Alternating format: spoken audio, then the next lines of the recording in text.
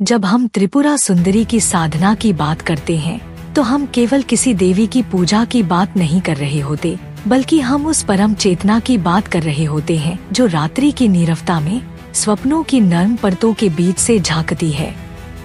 त्रिपुरा सुंदरी तीनों लोकों की अधिष्ठात्री, सौंदर्य की अधिपति और चैतन्य की शुद्ध शक्ति न केवल जागृत अवस्था में बल्कि स्वप्न अवस्था में भी साधकों के सामने प्रकट हो सकती हैं, यदि वे योग निद्रा और रात्रि साधना की तकनीकों को सिद्ध कर लें।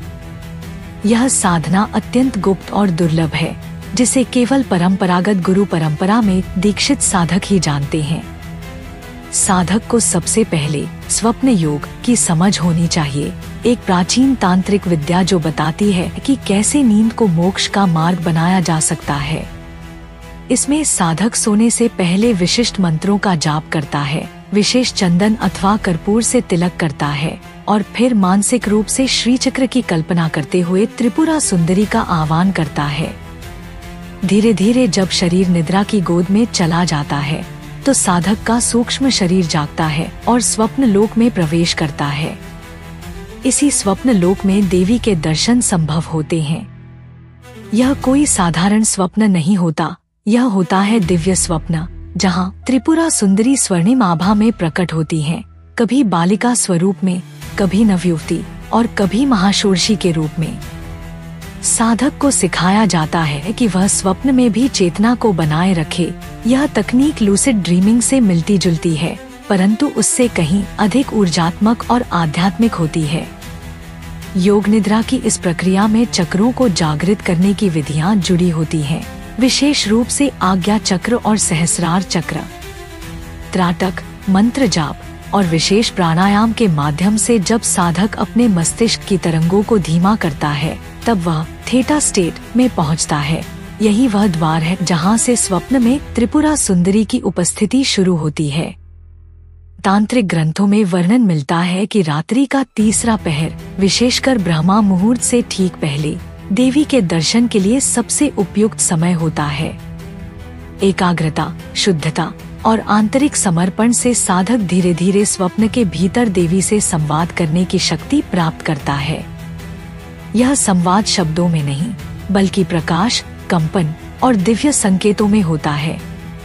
देवी कभी रक्तवर्ण श्रीचक्र में दिखाई देती हैं, कभी अष्टकोणीय मणि से बने कमल पर बैठी हुई और कभी प्रकाश के समुद्र में विलीन होती हुई।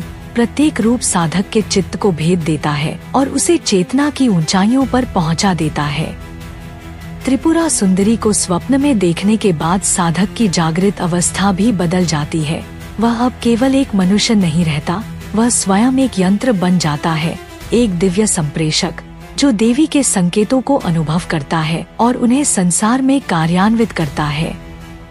यह रात्रि साधना केवल दर्शन तक सीमित नहीं रहती, बल्कि साधक को दिव्य आदेश, रहस्यमयी संकेत और कभी कभी अदृश्य दीक्षा भी प्राप्त होती है।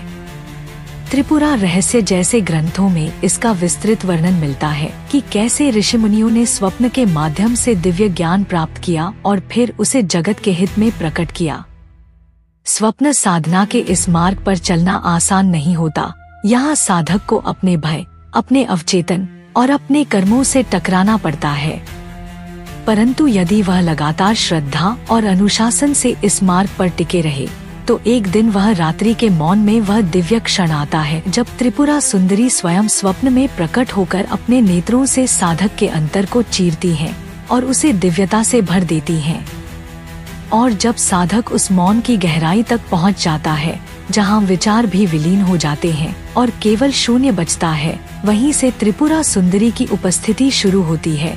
वह उपस्थिति जो न तो इंद्रियों से देखी जा सकती है, न ही तर्क से समझी जा सकती है, वह केवल अनुभव से प्रकट होती है। स्वप्न साधना, जिसे हम केवल एक मानसिक अभ्यास मानते हैं, वास्तव में चैतन्य के गूढ़ द्वार खोलने की कुंजी है। यह वही द्वार है जहाँ से ऋषियों को महावाक्य प्राप्त हुए, जहाँ कश्यप, वशिष्ठ, अत्रि जैसे मुनियों ने रात्रि की गोद में बैठकर त्रिपुरा सुंदरी से संवाद किया। निष्कर्ष यही है कि यदि कोई साधक इस मार्ग पर उतरने की सच्ची इच्छा रखता है तो उसे अपनी समग्रता को स्वप्न की रातों में समर्पित करना होगा, क्योंकि यह साधना शरीर की नहीं, आत्मा की है। हर रात एक प्रवेश द्वार है, एक योगिक यंत्र जो जागृत और सुप्त अवस्थाओं के बीच स्थित है। त्रिपुरा सुंदरी इस द्वार की रक्षक है। जो साधक अपने चित्त को इस द्वार पर स्थिर रख सकता है, वही देवी के दृष्टिकोण का पात्र बनता है। यहाँ एक और रहस्य समझना आवश्यक है। त्रिपुरा सुंदरी कोई बाहरी देवी नहीं है, वे चेतना का वह रहस्यमय स्तर है जो प्रत्येक आत्मा के भीतर विद्यमान है। इस सच्चाई का बोध तभी होता है जब साधक जागते हुए स्वप्न देखना सीख जाता है। वह जान जाता है कि हर स्वप्न एक संदेश है, हर रात्रि एक दीक्षा, और हर अंधकार के भीतर देवी की चिंगारी छिपी है। यही कारण है कि योग निद्रा केवल विश्राम का माध्यम नहीं, बल्कि एक समाधि है, एक ऐसी स्थिति जिसमें साधक शरीर को त्याग कर सूक्ष्म लोकों में विचरण करता है और वहां देवी के श्री चरणों का स्पर्श करता है।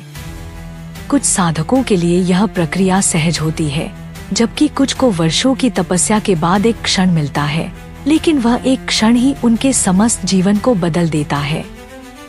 उस क्षण में देवी जब स्वप्न में प्रकट होती हैं, तो समय रुक जाता है, सांसें थम जाती हैं और केवल दिव्य संगीत की ध्वनि गूंजती है जो केवल साधक ही सुन सकता है।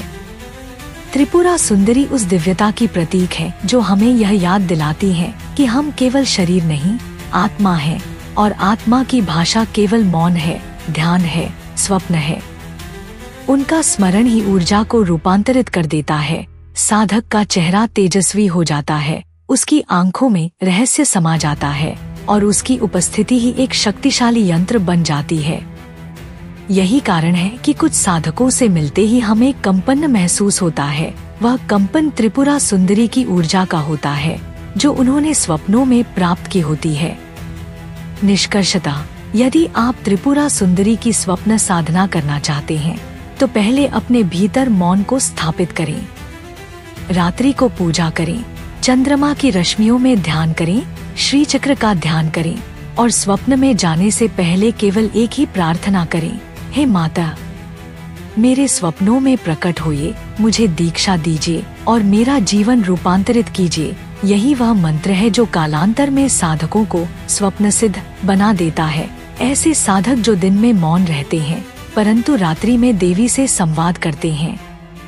और अंत में यह भी जान लीजिए कि यह मार्ग केवल जिज्ञासु के लिए नहीं है, यह केवल उस साधक के लिए है जो अपने भीतर मृत्यु को स्वीकार कर चुका है, जो अपने अहंकार को देवी के चरणों में समर्पित कर चुका है और जो जानता है कि वास्तविक जीवन वही है जो स्वप्नों में देवी दिखा देती हैं। यह रहस्य सनातन है, यह साधना कालातीत है और त्रिपुरा सुंदरी, वह रात्रि की रानी, आज भी प्रत्येक साधक के स्वप्न द्वार पर प्रतीक्षा कर रही हैं। बस कोई उस द्वार को भक्ति, श्रद्धा और मौन के साथ खोले।